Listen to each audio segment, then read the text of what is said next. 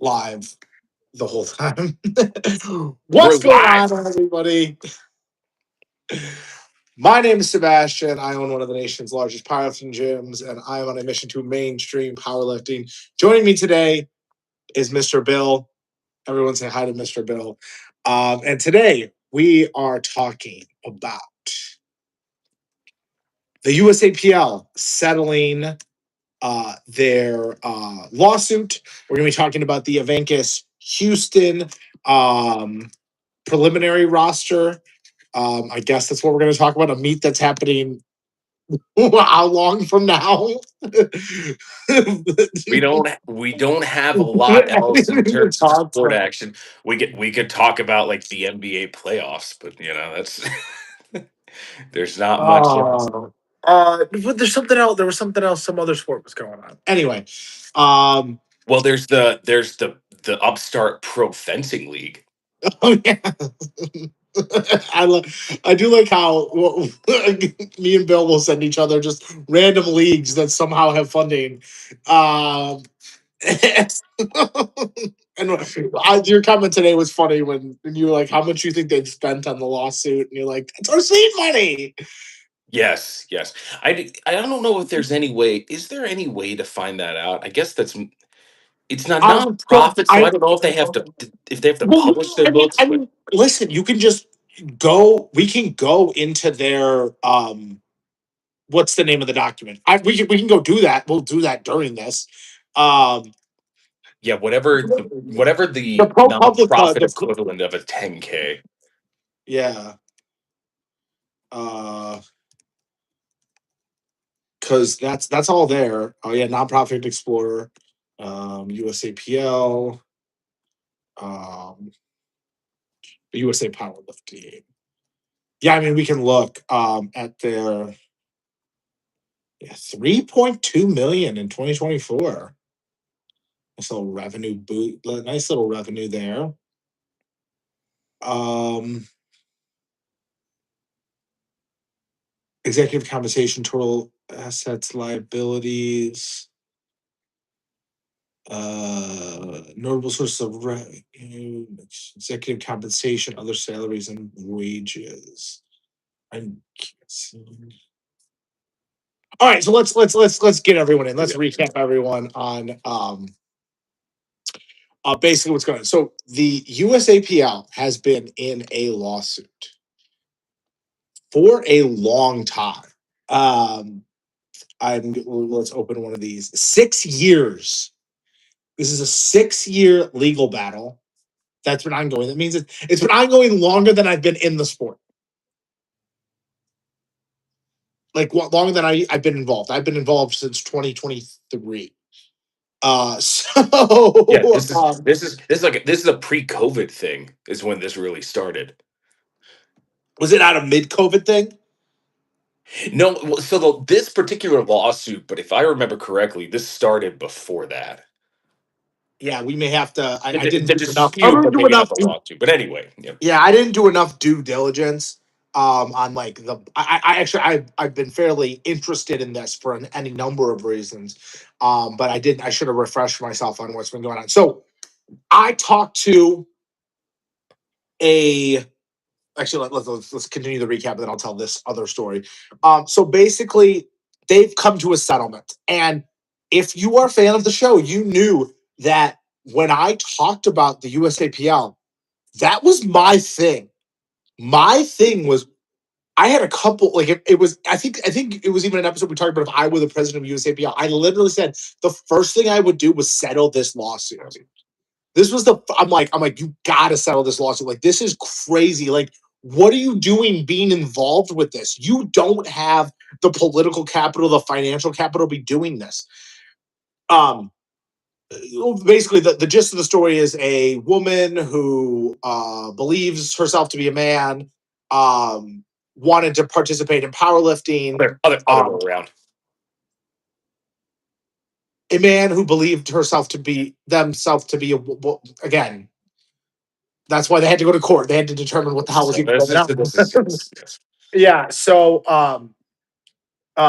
Oh, okay. they wouldn't allow them to compete, and um she sued in Minnesota. Minnesota has a very, very strict anti-discrimination law, and they sued under the guise of that particular law. Now, this was she was, or them or whatever, was never paying for this lawsuit. And I had said, I don't know why the USAPL is paying for their side of the lawsuit. This never made any sense to me, because typically when you get into these huge, I mean, the president of the United States commented on this. Like, we're talking about a huge, massive deal. I thought this was going to the Supreme Court. Like, this particular issue, I thought was going all the way to the top.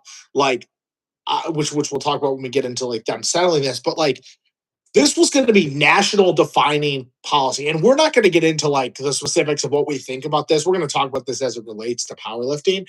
But like, they should have never been involved in this in the first place. It's not the job of a powerlifting organization to try and steer national gender policy. It's just stupid. It's like, it's the fact that we're even having this conversation is crazy. So it was mentioned by the president of USAPL that it was an incredibly expensive thing for them. They were spending lots of money. Why they didn't go and knock on the door of some think tank or I'm guessing there are funds literally for this particular issue that exist. Why they were backing this financially made no sense. Why they didn't, this isn't like a powerlifting specific thing. This is national policy. It never really made any sense to me. I wonder, Larry Maley, the former president, and like everyone involved in the organization seems to be a lawyer. Maybe there's some kickback type thing. Maybe it's a way to make money. Maybe there's some corruption there somewhere. Maybe they wanted to make a point. I am really unsure. I know from what I've heard about Larry, the former president, that he was like dictator in chief, and like this was maybe one of his pet side projects. There's a history of alleged history of racism. I'll say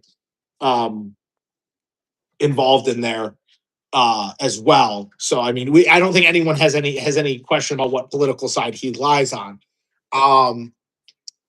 So there's so many things to unpack here with this. I don't know, Bill, do you have more thoughts on? Well, just going through their 2024 and 2023 tax returns, which is because they're a nonprofit. This is all publicly available information. Yep. So looking at, and because they're not located in the UK. Yes. Yeah, exactly. So just looking at finding to part 10, or sorry, is this part 9, where they've got all the expenses. Okay, so in legal fees, again, there's not a breakdown of what exactly this is going to, but this seems already very high. 2024, they have listed $188,000 in legal fees. In 2023, it was $306,000. Yeah, so anytime you're before a judge, that like triples. Right. Anytime you're in front of a judge, it triples. You have to have a litigator. Going to court is very expensive. Traveling, deposits. There's all kinds of games and shit that can happen with this stuff. But it's all of that for an organization like this, like all of that, like some of that is maybe like, I don't know, you're getting people to update your filings every year as a 501c3 or whatever. But that seems like a lot of money. I would say a standard legal amount for a corporation that big, and you're going to get an occasional slip and fall type thing, blah blah blah. I would say routine legal stuff, I'd say 25 grand. Like routine legal for a corporation that big, normal legal. I mean, you're probably talking, when you're that big, you're probably talking to a lawyer about most big decisions. So you're 25 grand. But obviously we know where that all is coming from. I'm curious what it was. Let's go back to, you said 2023. I wonder what it was in 2022. That's what I'm trying to find now. Yeah, it's not there. They're all the years are here. There, but it's a slightly different format. Oh, In terms of just the tax forms. Oh, here we go. This is give me the whole thing. Yes, it does. Okay, so yeah, let's find. There we go. Okay, so 10. Yes. Legal in 2022, $368,000. so this is what pretty much torpedoed the Pro Series. I'm good. This is It's all got.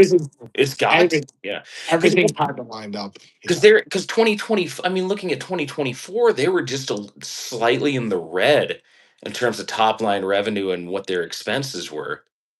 That yeah. What I tend to, knowing what I know about business, I tend to really, I'm a really revenue is all that matters guy. I'm a revenue is all that matters. Like, as long as their revenues are growing, I'm going to consider the organization fairly healthy, right? Um, so whether or not they have like this big legal bill seemed kind of in like an unforced error type thing to spend almost $1 million in legal. It's a lot of money. Yeah. Yeah. Yeah. Going back and then going back, I'm going back the final Well, year I'm sorry. here. I was told okay, so I was told a couple things. I was told this was a lawyer who knows powerlifting. I was told that one, this was supposed to go on forever. I was told that based on what the lawyer had told me, her analysis of the situation, that this was just going to go back and forth forever. Um, Yeah, so and here's okay. Go ahead. Go ahead. yeah, she believed that this was going to go back and forth forever. Um, as legal things do, lawyers bill by the hour, more hours, more money. Um, she believed this was going on forever. And then I was under the impression that the person in question did not want to settle this. The JC did not want to settle this because it wasn't their money that they were paying. So they really didn't care about the whole issue. And like, so this is very interesting. It's very interesting. I'm going to give a guess about what happened. This is entirely a guess. I am guessing that this was going to potentially go to the United States Supreme Court. And given the current layout of the Supreme Court, she was going to lose, or they were going to lose this. And so rather than basically, because if there was a ruling there, it would crush this entire agenda. If there was an actual legal ruling, a legal finding by the Supreme Court on this particular topic, it would destroy what they set out to do.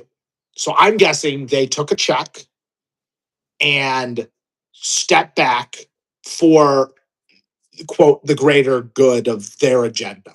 That's kind of what I'm dealing with all this. And actually, I'm going to make a slightly political statement.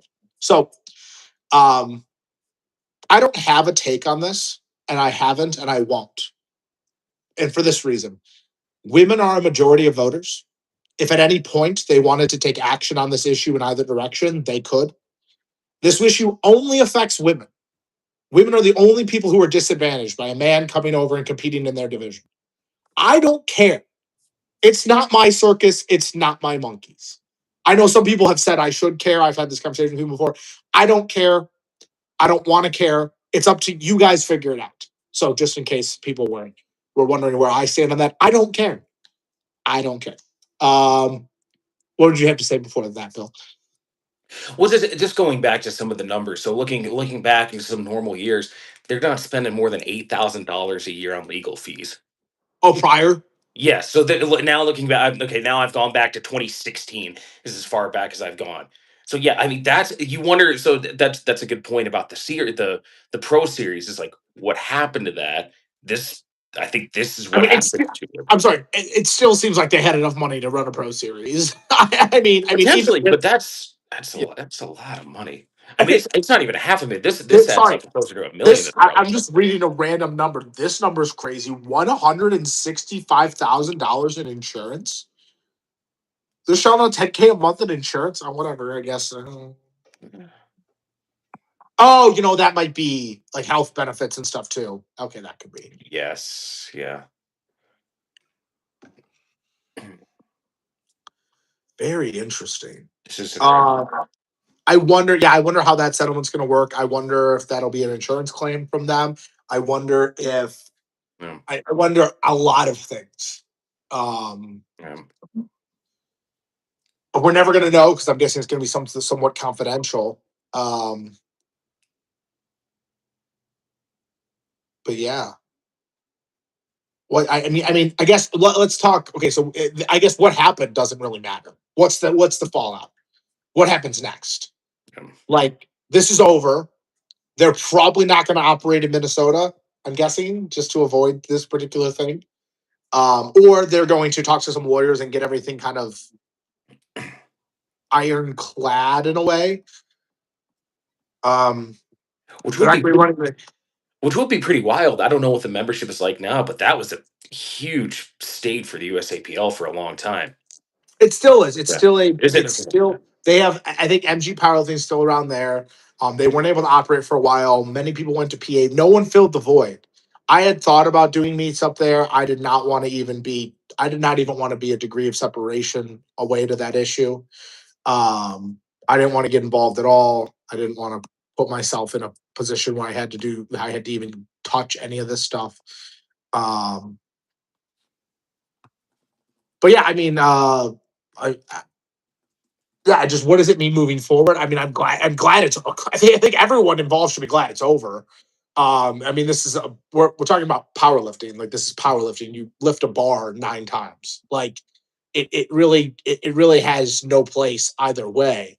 Like this, like these kind of issues are for like people in legislatures to work out. It's not for like they spent your money to do this as a powerlifter. That was your money they spent. They spent the equivalent of 4,000 memberships a year to fight this lawsuit.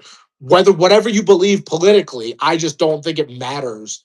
Like not matters. Sorry, this shouldn't be something that powerlifting federations touch. It's not their job. It's their job is to run powerlifting meets. And then if you as an individual want to go off and support a social cause, go crazy. Um, but yeah, I wonder what it means for the organization seems to be doing fine. They got 1,200 lifters going to their nationals. We talked about this last year. They found their niche they've kind of gotten a branding of a fun federation. I think that's just because the IPF world is boring. I think that's why they got the reputation. I think because PA Nats is also a little. We were at PA Nats. Obviously, it wasn't very good from a production standpoint. They've kind of got this this reputation. I just think about the lifters who do it. Like I know I have lifters from my gym who want to do IPL nationals, and they're just mid lifters that want to go lift with their friends. Like none of the elite lifters from my gym want to go do USAPL nationals. It's like the group of friends who did USAPL before the split, still do USAPL and just keep chugging. You know, no one's switching from PA back to USAPL. It's just the same people, kind of maybe a little more reactivated. But yeah, as far as what it'll mean for the future, I don't know. Do we care? The real question was what was like really for them what the financial consequences were going to be, and obviously they put up a ton of money. It was a lot of money, but at the end of the day, again, it looks like they can make up for it with membership dues. Right. They make it for Yeah. membership dues. I mean, maybe that'll be an insurance settlement. Maybe they'll get an insurance payout, and maybe they won't. Maybe Because we'll the whole hear thing, it from. because it felt like for a while there, it's like this is literally going to be the hill that the USAPL dies on if they just keep doing this. Yes, no, I think a judgment would have been somewhat fatal for the organization. Yeah. I mean, that was definitely another thing I had thought about. Who knows what kind of check they had to cut to her? I Yeah, I mean, have no idea. I mean, Yeah. I mean, that's what I'm actually really interested in. Come back next year where we look at their 2026 tax returns. No, we got to look at their 2025. That's not up there yet. No, Is it? 25's up there. Yeah, yeah, we just looked at 25. Yeah. Oh my gosh, I don't Yeah, think I have. Okay, let me see if we have we gone over that on the show. No, but that's just what we were looking at, though, or I was looking at it rather. I was not aware that the 2025 was up there. Maybe we should touch that. We should Oh no, touch sorry. that. Oh no, sorry. That is 2025. My mistake. Yeah, That's yeah. That's what I 2025. My thought. mistake. My Because mistake. I usually do a segment whenever they come out. I have the notifications on. I was like, oh my gosh, I can't believe I mixed Yeah. this. Sorry. Not yet. Sorry. Not yet. Not yet. Mhm. Yeah, no, we missed that. We'll get it. We'll do that when we get. I will do Pop the Americas too, because Pop the Americas is on there. All right, so let me pull up the Avancus Houston stuff, and we can talk about something actually powerlifting, maybe powerlifting related. I think Bill just mentioned it because we saw it go up today. Yeah, this is interesting. So this graphic, beautiful, awesome. I love it. It'd be great if it was just released, the week before, not 8 months before the event. 8, like 6 months, 6, 7. I don't know. I don't know how many months before the event. I mean, this is obviously a systemic thing in powerlifting where it's like we're waiting for the next event. Like I think the next big event in powerlifting is going to be what IPF Worlds at the end of June, so 2 or 3 months away. Yeah, so they got. Go ahead. We had a lot of downtime. Yes, we have a lot of downtime. Obviously, something we're trying to fix. I don't think powerlifting needs 40 events a year like the UFC does. I think it needs 20. 1 or 2 a month just to keep people's attention. Maybe fill some voids like Friday nights or something in the sports calendar. I think there's ample things. But yeah, let's go through this a little bit. So it looks like the women's side is like basically full, but then the men's side is not. But Rising Tide sold out immediately. And yeah, you've got the women's side. So we've got these people in green have accepted invites. Meg Scanlon, that's a good poll. She's probably if I had to pick a female superstar, she's probably 2 to Cranon. Heather also good. Celine's only interesting if Janae's there. That's my opinion. Janae is not on this. I don't think Janae is doing it. Or hasn't maybe. Okay. Natalie Hunter, I like Natalie Hunter. Nicolette Ziegler, actually, I kind of find her kind of annoying. I'm not sure who Michelle Robbins is. I should probably know that. Angelina Martinez, good. Emily Reynolds, good.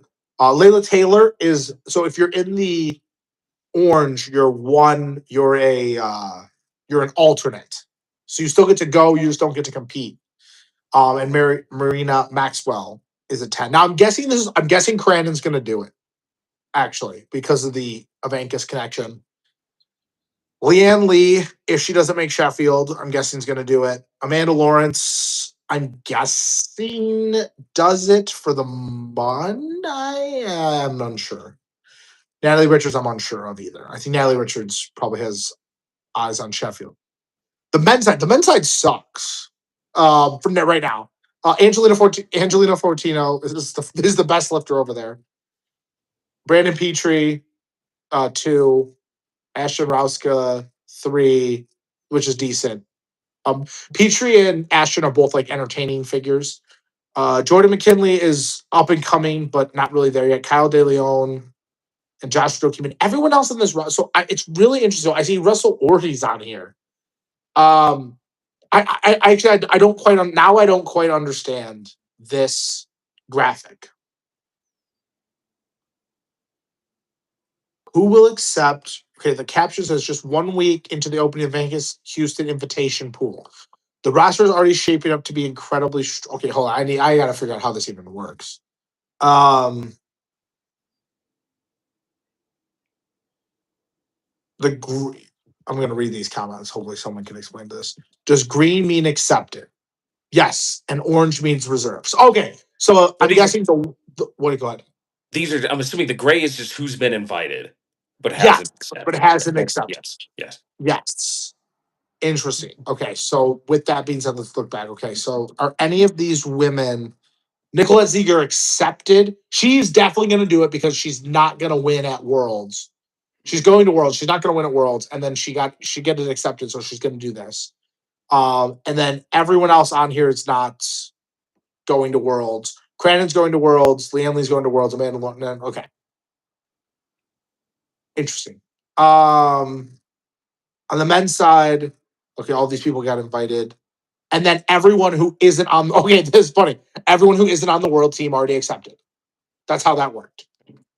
Those 6 people accepted their invite because they didn't make the world team. Okay. Very interesting. Okay. And then you have, which this is very interesting as well. You have Sunita and Reagan accepted their invitations. But Sonita, I'm guessing, is going to Sheffield, so this is kind of weird.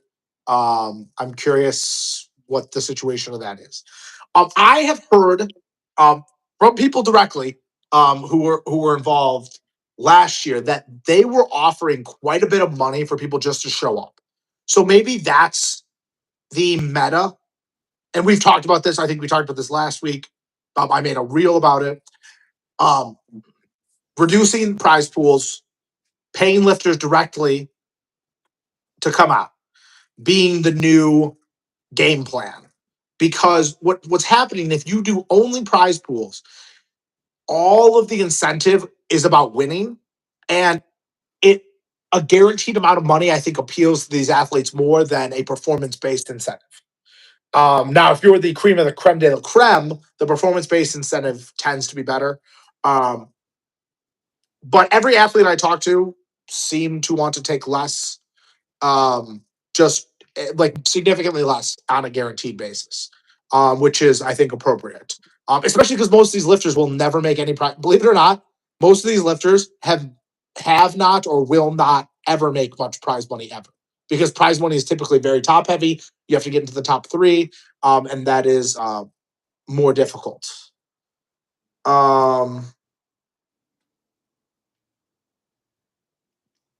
Yeah, I'm still. I had a conversation with actually someone unrelated to powerlifting this week. I hosted a meet this weekend, and they went, "How'd the meet go?" And I go, "It was all right." I mean, anytime you can, I made like $3,000 on the meet, and so they're like, "I'm like, any day you can make $3,000, is a good day." Blah blah blah. I feel like with these smaller meets, it kind of they fall a little flat. They still serve their purpose, but they fall a little flat. At the end of the day, I'm like, you know what? All these other meets that have this crazy production, they're losing tens of thousands of dollars. So is it really a win? Like, is losing money like that really a win? I'm not sure. Is the goal of this to make money?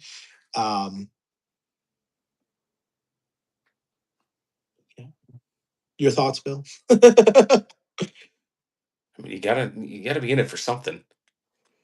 Right. I mean, I guess the thought is that indirectly they make money by promoting their brand, which filters down into making money. But there's so much to tie this into some prior discussions we have. This ties into the enhanced games, to where there's so much money out there in the sports themselves, especially in these sports. It's not just powerlifting. There's a lot of the traditional Olympic sports, track and field, swimming. None of those athletes make any money from the sport itself. Like Michael Phelps has made a lot of money, but none of that was from Right. Yeah. winning Yeah. Yeah. swim meets, right? Right. Right. But that doesn't mean that there's not any money into it. It's just the people at the top and then the IOC that's just hoarding everything. No, I think there was a discussion. Who was talking about this? One of the VCs I talked to, he talked about how he liked what we were doing, but he was like, why, like stuff like swimming. He wasn't going to invest because he was like, stuff like swimming needs to go first. Basically, was what he was saying. He was like, stuff like swimming is so popular when the Olympics comes around, but then they don't do anything during the year. And that was a They good don't do point. anything for 4 years. Yeah. Right. Yeah. And that was a good point. I'm like, maybe you could. develop some sort of and there's actually part of the league comes to Naperville where I am. Like there is a swimming league. It's just not very like we. I was on a phone call with one of our now new partners, and we were talking. I was talking. I'm like, do you know how expensive it is to like run a sports league? Like, oh no, it was in that podcast I sent you guys. It's like the UFC dropped 40 million. If you want to make a sport popular, it's just money. It's like how much money are you willing to spend to make your thing popular? Like that's what it's gonna take. And right now we're spending the money to make the sport more popular amongst powerlifters as opposed to making it more popular amongst the general public, which is the missing piece of all this.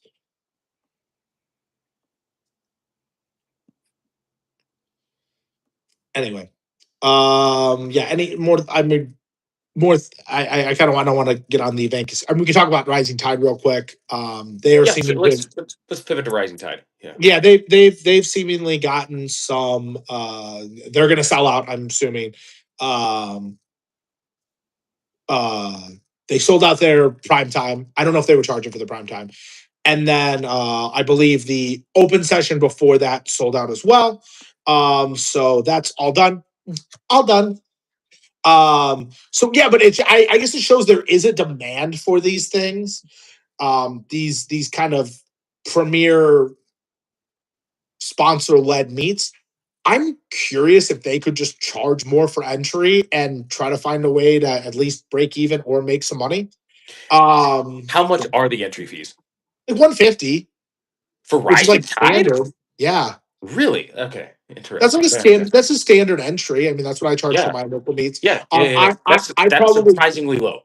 if I could guarantee turnout, I could probably charge less, but I can never guarantee. I like some meets are 60 lifters, some meets are fucking 20 lifters. It's just a pat. I don't know depends on the way the wind blows.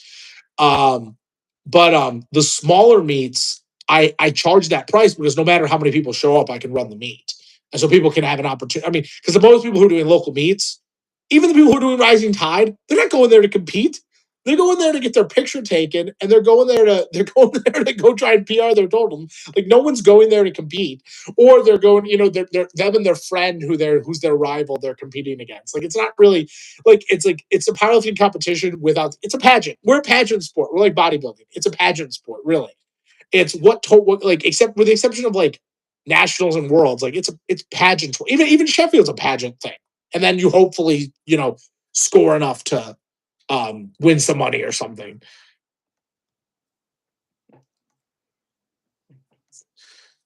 But yeah, I may come off sounding like a hater. I like all this stuff. It's great. It needs to be welded together into a more cohesive thing. Now that's not going to happen because these companies hate each other, and these promoters hate each other, and you have like people like SBDs getting involved with Rising Tide because they got cut out of Powerlifting American Nationals. And it's like you just had this just really weird ecosystem going down right now. Which is like fascinating for us on the outside to watch. But I don't know if it's necessarily good for the sport. But anyway, speaking of things that are good for the sport, there's us. There's us. The only people with a plan.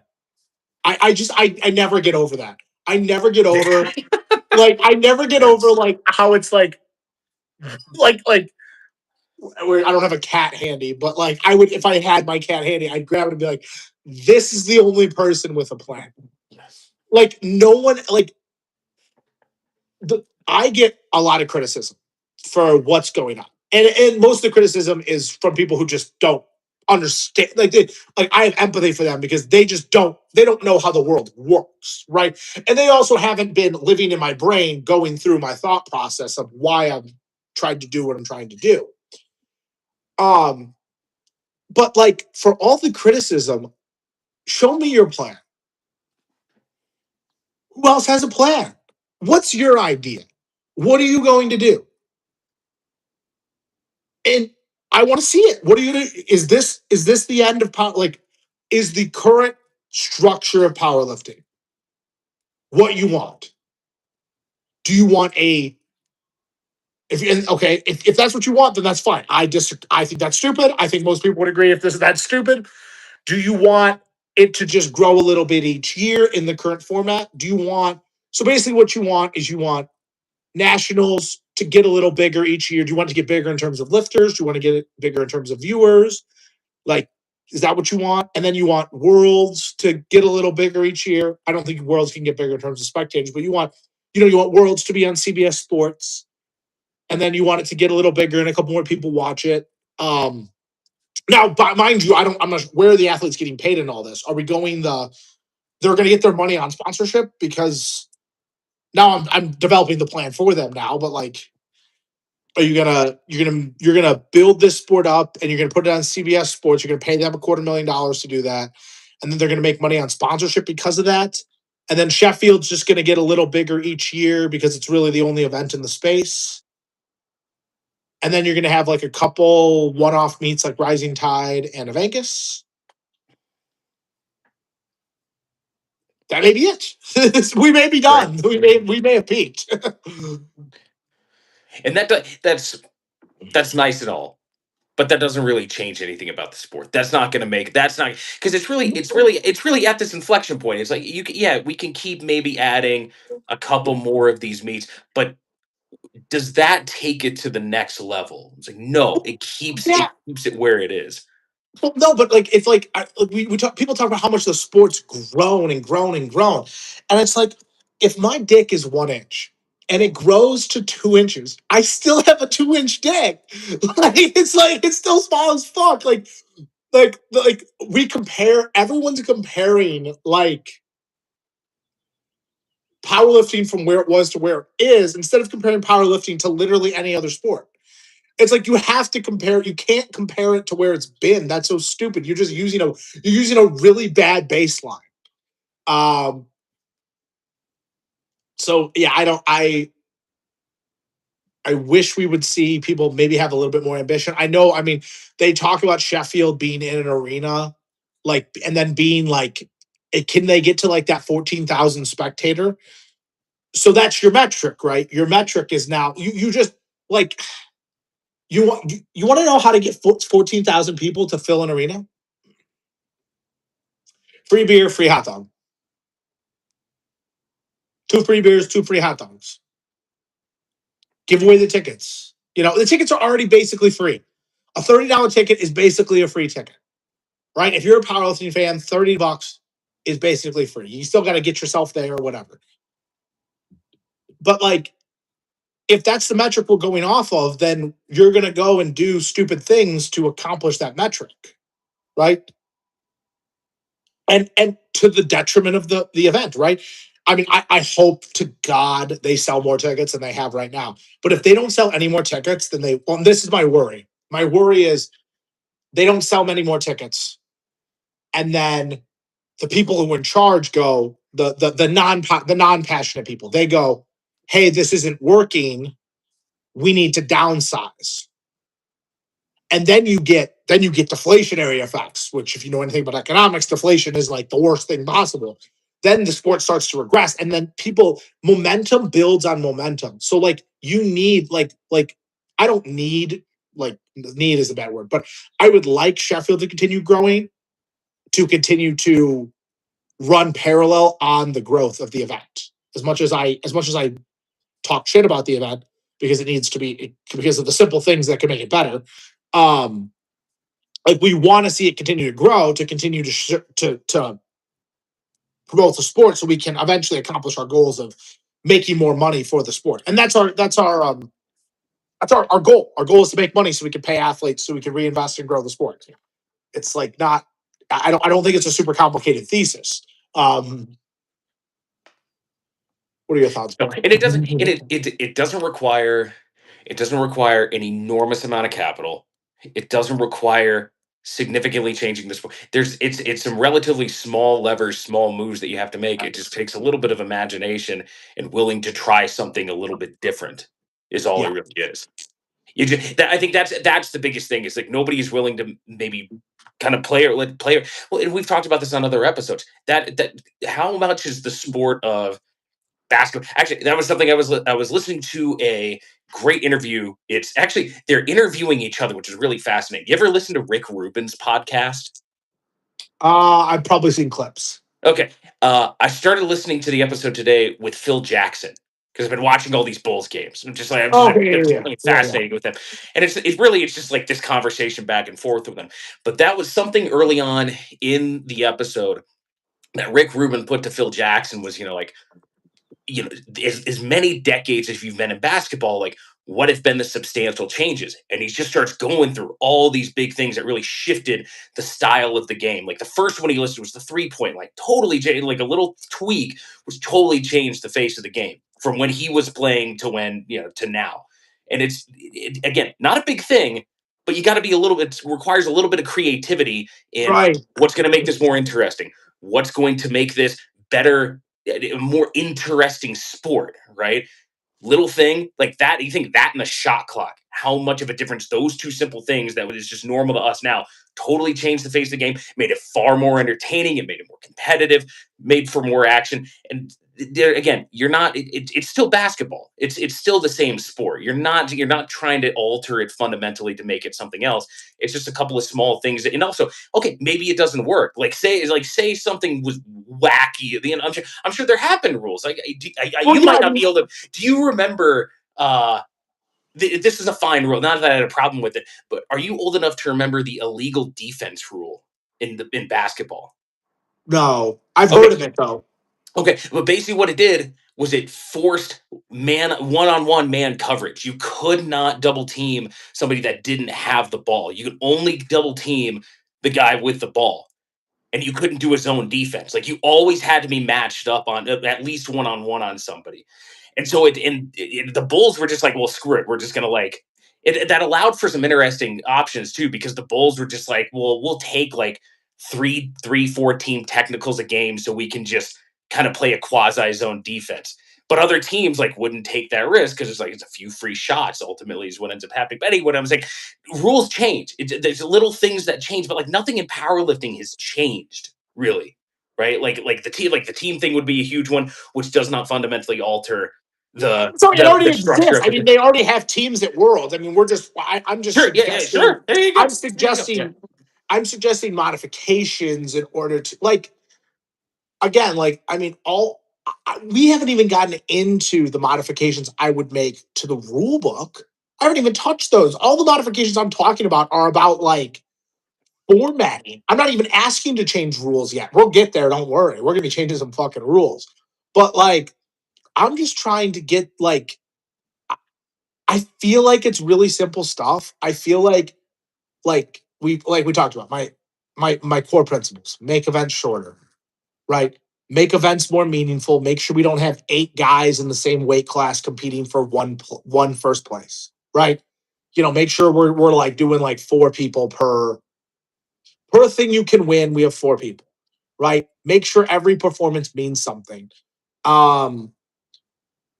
Yeah, speeding up the. I mean, those two alone would make every powerlifting meet somewhat watchable. Every single one. Now there would be less parity. The teams are what creates the parity. So that's level 2. That level 1 is just let's make these events a little shorter. Let's make, and the IPF has done this with when they had to put, and I think this was just because they had restricted viewing windows. When they had primetime stuff, they would do flights of 8. They would do 16 lifters to get it into a window. I remember that. And they modified the rule book to fit that. They said if it was a primetime broadcast, they were allowed to do a certain thing. I think something I don't even focus on enough and I don't even talk about enough is the spectator experience. Showing up, doing some sort of pregame hype thing, having food, having good food. I think having unique food and beverage experiences, I think is something really important that we don't touch on. If fucking Worlds is in Senegal, we should have traditional African food there. You should have a unique. You should also have the regular hot dogs and hamburgers. But how much of that, you look at other sports, how much of that has become the branding of these stadiums too, of all these crazy little like food offerings that they have, right? people on staff who that's their job. They Yes. literally Yeah. just. Yeah.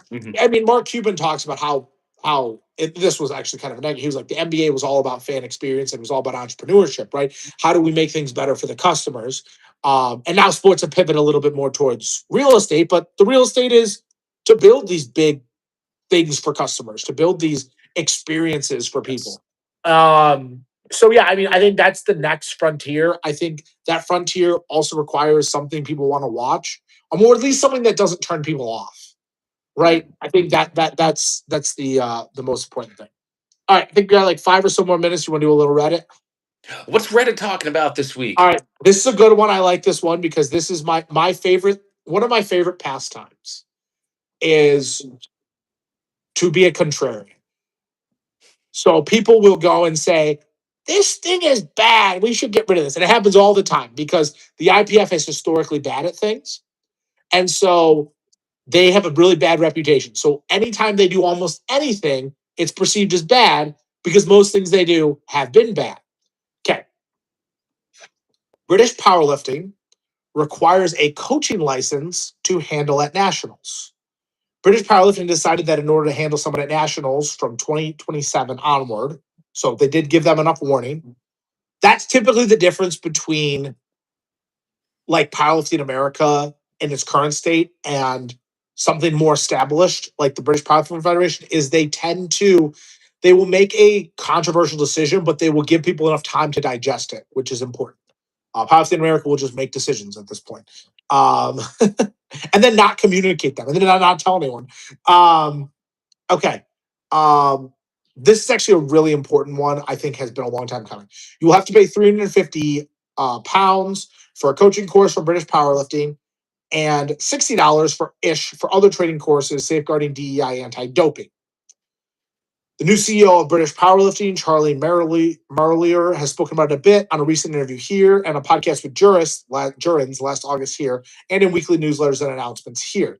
It seems like forcing university students to fork out $400 to handle each other is a bit harsh. But BP are promising a new model. They say they need some change to support getting government funding. They held an open forum, which sadly very few people went in. So in advance of the outcomes they published. So we're very interested to hear what you guys think. Okay.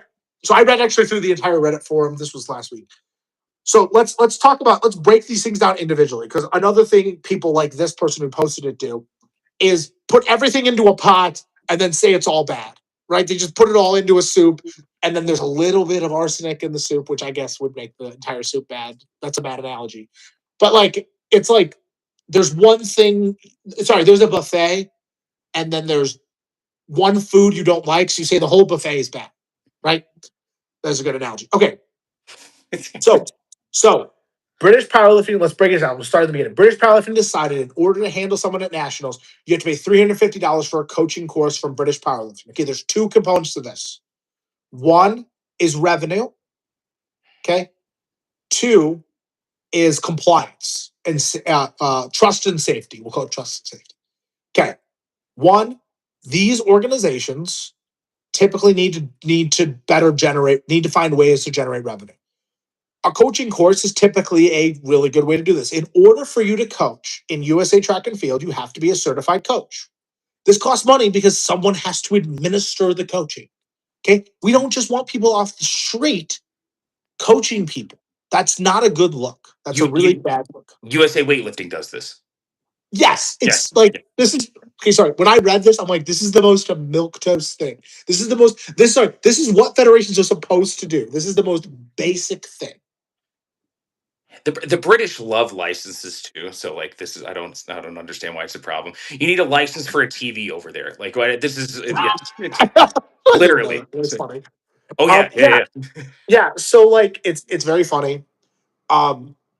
That this is an issue. Like this is par for the course in every other sport, basically. When I coached in the high school, I had to get a bunch of I had to do a Yes. bunch of shit. I was never a certified teacher, so I had to take a whole course. I had to pay for all that. I had to do a whole bunch of stuff. It was a lot. It was a lot. Okay. So that's all well and good. I think there's some debate. $350 might be a lot. Maybe you go to I don't know, somewhere between that 200 and 350 range. Like maybe you can kind of debate that. You can't debate people need to be certified to be doing these things. There's lots of issues. There's liability. There's it's a very standard thing. And they're not restricting who can do this. I'm guessing anyone who's a member can take this course. Um, okay. Here's where this just made me fucking laugh. It seems like forcing university students to fork out $400 to handle each other is a bit harsh. Why is someone in college coaching someone? That's where it got me. It's like, did you see the problem with that statement when you said it? Listen, some of the best coaches right now, with the best trained athletes right now, are like at college age, but that's not a normal thing. And like, that's not a standard thing. That doesn't happen. I mean, I appreciate those coaches that can do that. I mean, I'm not saying that we shouldn't allow that. I mean, I bought the gym when I was 22. Like, so like I'm not saying like there are some things that are just standard things. Like we don't give coaching jobs to 20, you know, I don't know, In 20, what in 22 is like just about the age when you start doing that stuff. but but in what other sport are head coaches like college age? No, I think that was a bad point by me. I think, sorry, the level of No, it responsibility is. It's lies in the ability to pay $400. If you're 21, 22, and you can't pay $400 to be a handler, to become certified as a handler, you really, um, and I'm assuming that's a one-time fee too, right? Maybe you got to like recertify something like this, but it's one okay. and done. If you scroll down further, someone mentioned that the reason they are doing this is because it's a requirement for them to become a nationally recognized sport in Britain. And so, what are you going to do about this? You can't make it free because it costs something to generate this program. And it's like, I, I, I just wish people would like, it's like when people go, oh, I got to pay $50 to handle powerlifting American Nationals. It's like, yeah, like, yes, like, God forbid we monetize the only subset of this event that's actually making money. Coaches are the only subset making money on this event, so we might as well tax the fuck out of them. I don't understand. It never made any sense to me as far as that goes. Um, but yeah, that's my take on this thing. I obviously a lot of people complain about it. I mean, it's pretty par for the course. Um, I like a little bit more standardization, but um, I'd like to see that in Powerlifting America. God, people would just, oh, they would light a house in New Mexico on fire. This happened.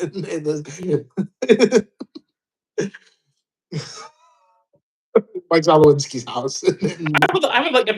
I would like to see it happen, but we'll see. Yeah, We'll no, see. no, no. It's so funny. It's so many things actually like this that are actually need to be done don't happen because of how much outrage like would come about. Like there are so many good changes that could happen in the sport that just can't happen because people would just throw a fit. And it's like, and like people aren't able to stand up and be saying, no, we're doing this anyway. Um, but yeah, Many such cases in other sports.